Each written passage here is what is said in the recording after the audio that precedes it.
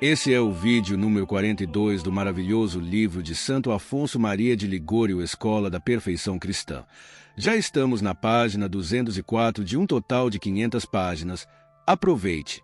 Inscreva-se no canal para crescer espiritualmente e alcançar a perfeição com essas maravilhosas meditações em áudio. Capítulo 7. Da obediência. Toda a perfeição consiste na conformidade de nossa vontade com a vontade de Deus.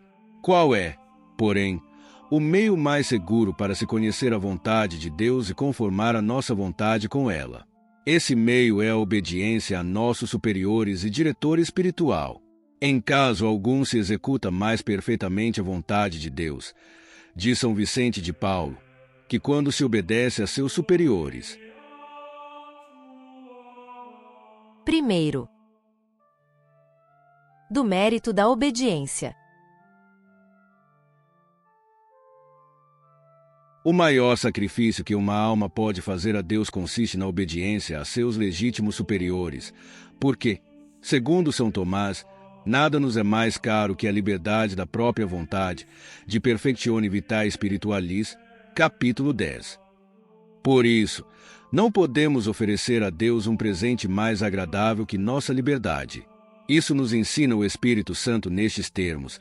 A obediência é melhor que o sacrifício. Primeiro livro de Samuel, capítulo 15, versículo 22. Isto é, Deus prefere a obediência a todos os sacrifícios.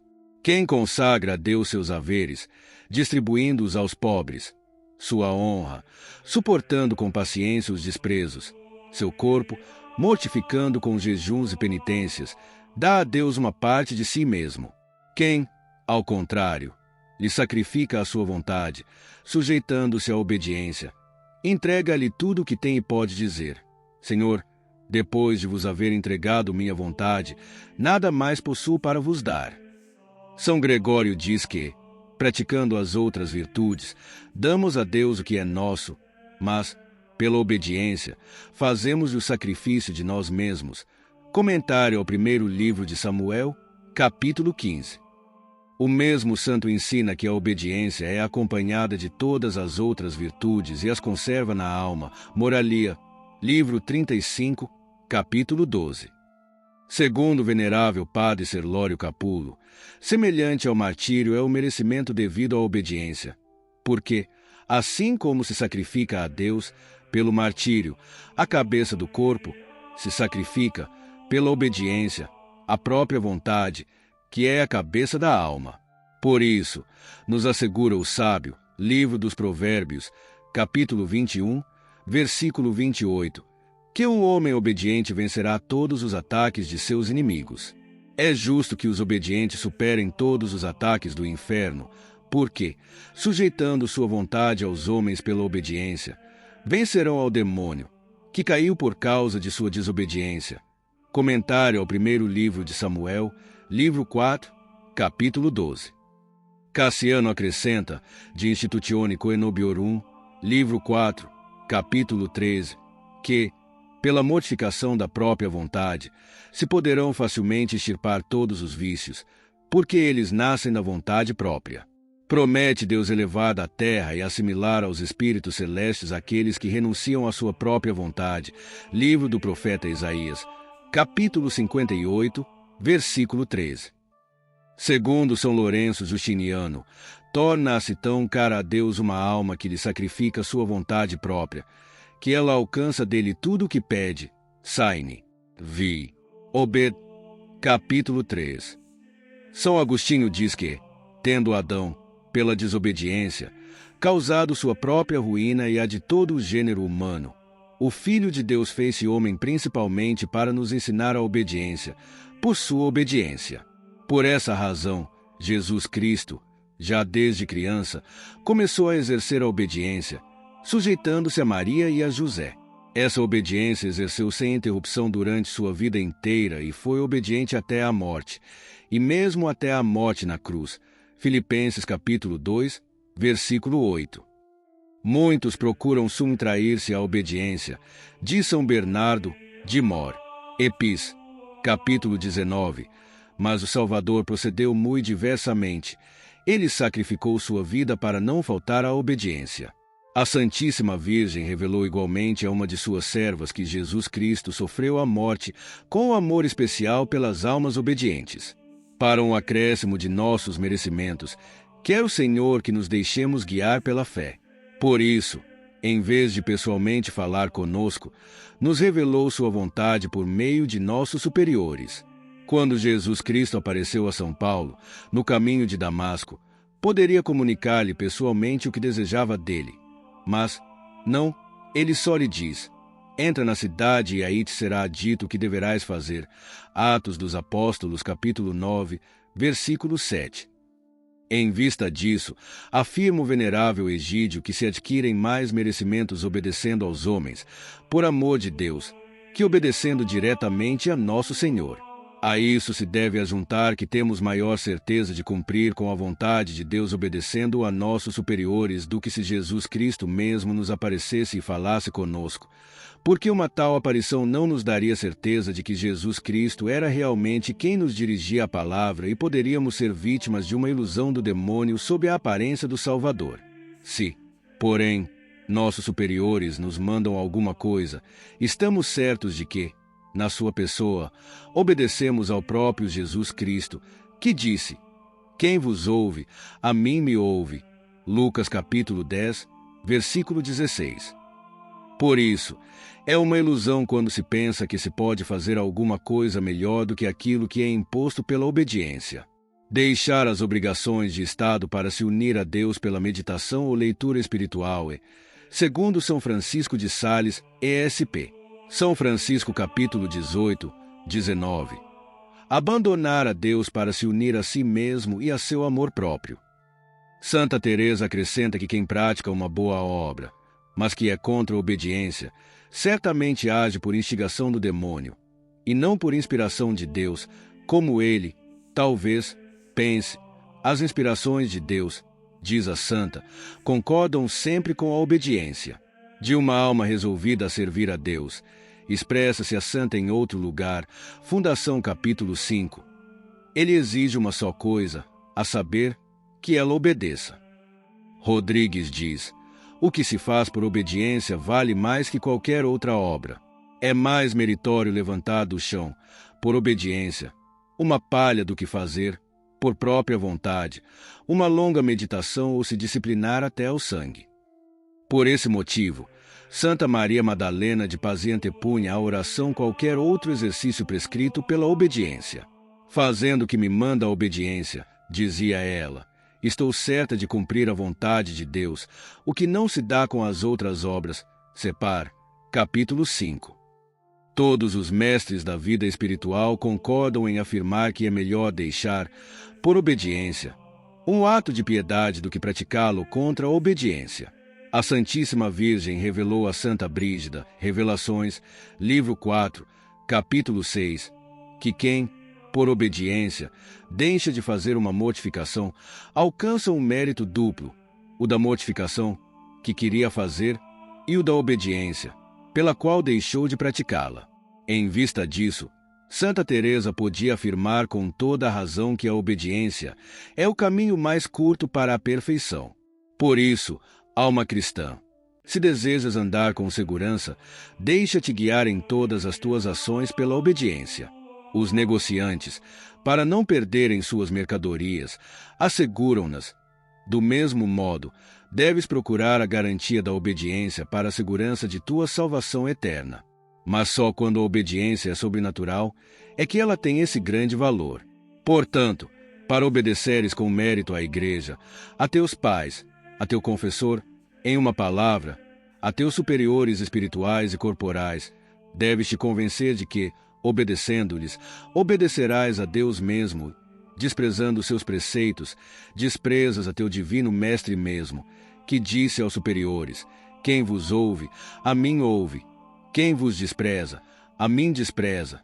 Lucas capítulo 10, versículo 16. Assim escreveu São Paulo aos Efésios: obedecei a vossos senhores, não os servindo à vista como para agradar a homens, mas como servos de Cristo, que fazem de coração a vontade de Deus. Efésios capítulo 6, versículo 6. Se, pois, teus pais, teu confessor ou outros superiores te mandam fazer alguma coisa, então deves executá-la não para agradar aos homens, mas principalmente a Deus, cuja vontade te é revelada por teus superiores. É certo que então estás mais seguro de cumprir a vontade de Deus do que se viesse um anjo do céu para te anunciar. O que levou São Paulo a escrever aos Gálatas que, ainda que um anjo do céu lhes pregasse coisa diversa da que lhes ensinara, não deveriam lhe dar crédito. Gálatas capítulo 1, versículo 18. São Bernardo diz que Deus quer, por assim dizer, equiparar a si os superiores, para nosso proveito e nossa segurança, e que ele considera o respeito ou o desprezo que se lhe vota como coisa própria. Por isso, alma cristã, deves ter sempre diante dos olhos essa importante verdade, que obedeces ao próprio Deus quando prestas obediência a teus superiores. Se Jesus Cristo viesse pessoalmente te encarregar de algum trabalho, talvez te escusarias ou te oporias às suas ordens. Hesitarias um só momento em executá-las. Quer seja Deus mesmo que te dê um preceito, continua São Bernardo, Escal. Parado. Grau 4. Quer o faça por intermédio de um homem que ocupe seu lugar, deve sempre obedecer com a mesma pontualidade. Segundo, da obediência dos filhos a seus pais. Deve-se obedecer aos pais em tudo que é justo. Filhos, obedecei a vossos pais no Senhor, diz São Paulo, Efésios capítulo 6, versículo 1. Os filhos, pois, são obrigados a obedecer aos pais em tudo que diz respeito ao bem da família, principalmente no que se refere aos bons costumes. Não temas, alma cristã, de te entregar a um trabalho que te expõe ao perigo de muitas distrações e aí perder o recolhimento de espírito. Se o fazes por obediência a teus pais, Deus te dará então, em 1/4 de hora de oração mental, mais graças do que alcançarias em 10 dias de recolhimento. Procura então, durante o teu trabalho, empregar na oração todo o tempo que te resta, ainda que sejam só alguns instantes. Não deves dizer que teu trabalho não te deixa nenhum tempo para oração. Os que têm zelo pelo trabalho e que amam a oração mental encontram tempo tanto para um como para o outro. Contudo, devemos notar bem a última palavra do texto que citamos acima. Ela diz que se deve obedecer nas coisas que são agradáveis a Deus e não naquelas que o desagradam. Por exemplo, se uma mãe mandasse que seu filho roubasse ou ferisse alguém, estaria ele obrigado a obedecer. De forma alguma, pecaria até se o fizesse. Do mesmo modo, segundo São Tomás, não se está obrigado a obedecer aos pais se se trata da escolha do Estado. Quanto ao casamento, afirma o padre Pinamonti, com Sanches, Conin e outros, que os filhos estão obrigados a aconselhar-se com seus pais, porque eles, nisso, têm mais experiência e porque, em tais circunstâncias, principalmente um pai cuida em cumprir seus deveres de pai. Quanto à vocação à vida religiosa, diz o padre Pinamonti, com não menos razão, o filho não tem a menor obrigação de pedir conselhos a seus pais, porque nisso não têm eles a menor experiência e, regularmente, o interesse próprio os transforma em inimigos. O mesmo afirma São Tomás, que diz, a respeito da vocação, que nossos amigos segundo a carne muitas vezes se opõem ao nosso adiantamento espiritual. De fato, muitos pais preferem que seus filhos se percam com eles a permitir-lhes que se salvem longe deles. Isto é, segundo São Bernardo, uma crueldade da parte dos pais para com seus filhos. Está gostando do canal Audioteca Católica? Então não deixe de inscrever-se no canal e deixar seu like para que outras pessoas possam se beneficiar com essas maravilhosas meditações. Terceiro, da obediência dos criados a seus amós. Antes de tudo, deveis saber que vosso estado é um estado de humildade, e que vos santificareis principalmente pela prática da humildade. Por isso, submetei-vos a todos, em especial a vossos superiores. Falai com eles com toda humildade e prestai-lhes todos os serviços que estão em vosso poder. Se eles vos disserem uma palavra áspera, deveis ter paciência bastante para suportá-la em silêncio e não deveis tratá-los como se fossem vossos iguais. É próprio de vosso estado o servir. Por isso, deveis fazer isso de boa vontade e com humildade, já que servir com soberba não é servir. Se vosso estado é vil aos olhos dos homens, não o é aos olhos da fé. Isso já se deduz do Filho de Deus, o soberano Senhor de todas as coisas, ter se aniquilado e tomado a forma de escravo, fazendo-se semelhante aos homens e sendo reconhecido na condição de homem. Epístola de São Paulo aos Filipenses, capítulo 2, versículo 7. Ele lhes era submisso.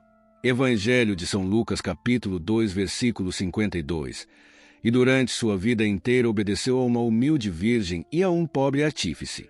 Fez-se servo de todos e declarou até que não veio para ser servido, mas para servir. Evangelho de São Mateus, capítulo 20, versículo 28. E, no fim de sua vida, não se contentou em aparecer como servo, submetendo-se aos outros, mas ele quis, como diz São Bernardo, sermão do Papa, passar por um servo mau e ser tratado como tal. Com isso queria pagar a dívida que contraímos, tornando-nos, pelo pecado, escravos do inferno. Sede cuidadosos em executar o que vos foi mandado, sem contradição e tardança. Não olheis se vossos companheiros trabalham ou se recreiam. Cuidai só de vós mesmos. Quanto mais trabalhais, tanto mais ganhais de Deus se o fizerdes com a intenção de agradar-lhe. Praticando assim, ajuntareis mais merecimentos que aqueles que ouvem muitas missas e leem muitos livros espirituais, porque, dessa forma, cumprireis perfeitamente, em todos os vossos trabalhos, com a vontade de Deus, no que consiste toda a nossa santidade. Não preciso notar, servo cristão, que não deves obedecer quando teus superiores te mandam uma coisa proibida por Deus. Quando o tirano Antíoco queria obrigar o velho Eleazar a infringir a lei, que proibia aos judeus o uso da carne de porco, seus amigos rogavam-lhe, apiedados de sua idade de 90 anos, que comece só aparentemente, para se livrar da morte. O santo velho, porém, deu-lhes a sábia resposta: não convém à minha idade dissimular, assim, induzir os moços a pensar que o nonagenário Eleazar passou para o paganismo, segundo o livro dos Macabeus, capítulo 6, versículo 24. Aceita também com humildade as repreensões e deixa a teus superiores toda a liberdade de te avisarem de tuas faltas em qualquer ocasião. Não imites aqueles que se zangam com a menor repreensão, de forma que o superior só com muita cautela deverá proceder e até esperar meses por um momento favorável para fazer uma advertência necessária, porque, do contrário, ele corre perigo de ver que se lhe nega o respeito devido e se põe toda a casa em revolução. Durante o trabalho, procura ocupar-te com Deus. Faze então muitos atos de amor, muitas devotas jaculatórias, dizendo, por exemplo, meu Jesus, misericórdia. Meu Deus, ajudai-me, dai-me vosso santo amor. Recita também muitas vezes a Ave Maria ou outras preces vocais. Busca a Deus e tu o encontrarás. Mas, para isso, deves amar o silêncio, deves falar só quando teu trabalho requer e evitar as altercações e as conversas inúteis. Conserva-te sempre, quando possível, longe daqueles que não cessam de falar, em especial, daqueles que murmuram, difamam e têm conversas muito livres.